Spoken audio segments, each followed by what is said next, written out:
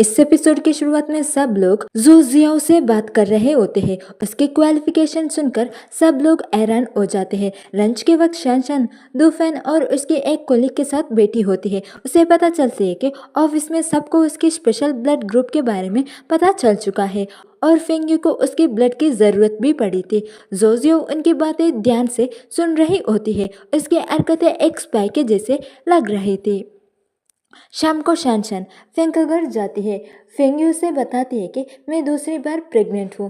थोड़ी देर बाद फेंगयू के हस्बैंड आता है। तब फेंगयू और लिशु वहाँ नहीं थे।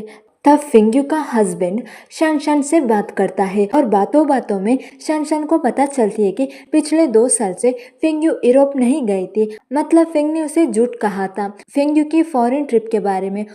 वो कुछ और जानने से पहले फेंगयू उसके हस्बैंड को वहां से ले जाती है ताकि वो और ज्यादा सच ना बोल दे, पर शानशान के लिए इतना ही काफी थी। वो घर आके इसके बारे में सोचती रहती है। सोचते सोचते वो सच रीजन भी समझ जाती है। ऐसे में फेंग उसे मैसेज करता है अपने शहर लौटने के बारे में और ये देखकर शानशान एकदम से परेशान हो जाती है क्योंकि वो अभी तक पूरी तरह से ठीक नहीं हुई थी और इस वजह से फेंग ने उसकी ईयर बोनस काटने की धमकी दिया था। फेंग ने शहर लौटने के बारे में कंफर्म होने के लिए वो फेंग का ड्राइवर से पूछती है, लेकिन उसे इस बारे में कुछ नहीं पता होता। ऑफिस पहुंचकर जब वो जैंग को देखती है पर फेंग नहीं दिखता, तब उसे ड्राइवर पे शक होती है कि वो उससे जरूर कुछ छुपा रहा था। तब से वो फेंग का मैसेज का इंतजार करने लगती है। ऐसे में मैनेजर आके बताते हैं कि ऊपर से लोग आने वाले हैं इन्वेस्टिगेशन के लिए, तो उन्हें घर जाने से पहले कुछ काम करना पड़ेगा। सारे फाइल्स चेक करनी होगी। फिर सब अपने अपने काम में लग जाते हैं। शानशान का पैर अभी तक ठीक नहीं हुई थी, फिर भी जो जिया उसे भाग दौड़ने वाला काम देती है। जेरोक्स करते वक्त वो कुछ सीनियर की बातें सुन लेती है। वो दोनों कह रहे होते हैं कि फेंग ने शायद कुछ गड़बड़ घोटाला किया होगा जिस वजह से वो खुद तो लापता है और हमें भुगतने के लिए छोड़ा गया।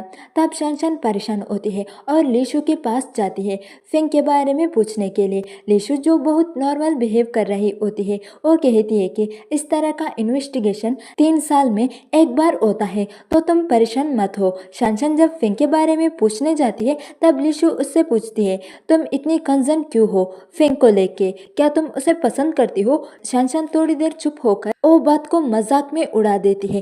कहती है मेरी जैसे आम एम्प्लॉय ऐसे बात सोचने की हिम्मत भी नहीं कर सकता। हर बार शानशान की मैसेज करते ही फेंग रिप्लाई देता था, पर पिछले कुछ दिनों से उसने एक भी रिप्लाई नहीं दिया था। अगले दिन शानशान जांग से भी फेंग के बारे में पूछती है, पर वो भी नहीं जानता था।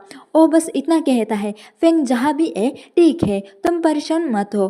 पहले भी जब उसे ज़रूरत पड़ता था वो सबसे दूर जाके अकेला रहता था, तो इस बार भी प्रॉब्लम सॉल्व होते ही वो खुद लौटेगा। इसके बाद शानशान की ना तो काम पे मन लगती है ना ही घर पर। उसके सवालों के जवाब किसी के पास नहीं होते। फेंग के साथ लंच करने की आदत पड़ गई थी। उसे अब अकेला खाने में भी उसे अच्छी नहीं लगती थी। रिप्लाई मिले या ना मिले वो रोज अपना अपडेट बेचती रहती थी।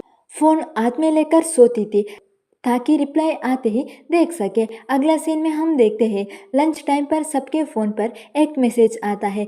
सबको हॉल में बुलाया जाता है। किसी को समझ नहीं आ रहा होता है क्या हो रहा है। सबको अपनी जॉब को लेकर टेंशन होता है। तब जैंग सबको बताता है कि पिछले कुछ दिनों से जो प्रॉब्लम चल रही थी वो सॉल्व हो गया है, सब कुछ नॉर्मल हो गया है और फेंग उनके बीच में ही था, पर सब कुछ सही होने के लिए उसके बारे में सबसे छुपाना पड़ा। और सबसे माफी मांगता है इतने दिनों तक सबको टेंशन में रखने के लिए। फेंग को देखने के लिए शानशान की आंखें तरस गई थी। सबसे ज्यादा उसे उसका इंतजार थी। फेंग का आते ही सब लोग शानशान को उसका सामने कर देते हैं। फेंग सबसे बात करने के बाद उसके पास आता है। शानशान की आंखों में आंसू आ जाती है। फेंग उसकी बाल ठीक करता है और चले जाता है। बाद में फेंग जैंग से शानशान के बारे में पूछता है। जैंग कहता है जब कोई पास होता है ना तब हम उसकी वैल्यू नहीं समझते हैं, पर जब वो दूर चले जाते हैं तब समझ में आता है कि वो हमारे लिए कितना इम्पोर्टेंट था। मुझे उम्मीद है शानशान के आंसू तुम्हारा लड़ाई के ट्रॉफी है। तब फिंग मुस्कुराने लगता है। फिंग के वापस आने से शैनशन हैप्पी थी, पर उसने इतनी स्ट्रेस ली थी कि उसे बुखार आ गई। वो सोचती है, मैं अभी अभी ज्वाइन की हूँ, पैर के लिए ऑलरेडी इतने दिन छुट्टी ले लिया हूँ, अब और छुट्टी नहीं ले सकती। अगले दिन फिंग के ऑफिस में काम करते हुए उसे नींद आने लगती है। फिंग अपने काम में बिजी था, इसलिए वो उसकी तरफ देख ही नहीं रहा था। वो सोचती है, थोड़ी देर सो लेती हूँ, पर तभी फिंग का नजर उस पर पड़ता है। उसे देखकर वो मुस्कुराता है। फिंग उसे काफी देर तक सोने देता है, पर जब बाद में उसे बुलाता है और वो नहीं उठती है, तब वो उसकी बुखार चेक करता है। तभी के तभी वो डॉक्टर को बुलाता है। डॉक्टर कहते हैं कुछ टाइम रेस्ट करे तो सब ठीक होगा। तो फिंग शनशन के सामने बैठता है। शन जब उठती है तब फिंग उसे दवाई पी के सोने कहता है। शनशन भी चुपचाप उसका बात मान लेती है और मन ही मन खुश होने लगती है। अगली सीन में हम देखते हैं कि सब लोग मिलकर बातें कर रहे होते हैं कि जोजियो को उन्होंने फिंग की गाड़ी में जाते हुए देखा था।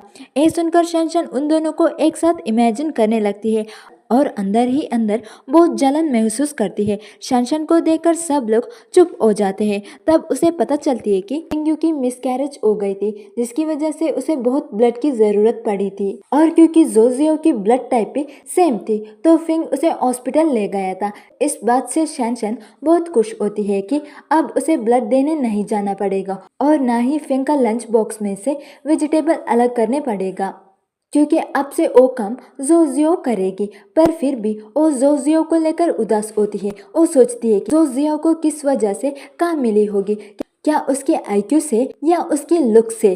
फिर शनशन फिंग के बारे में बात करने लिशु के पास आई होती है। लिशु उसे बताती है कि फिंग टूट गई है, उसे बहुत बड़ा सदमा लगी है। शनशन उसे मिलने जाने की प्लान करती है, लेकिन लिशु कहती है कि फिंग अभी किसी से मिलना नहीं चाहती।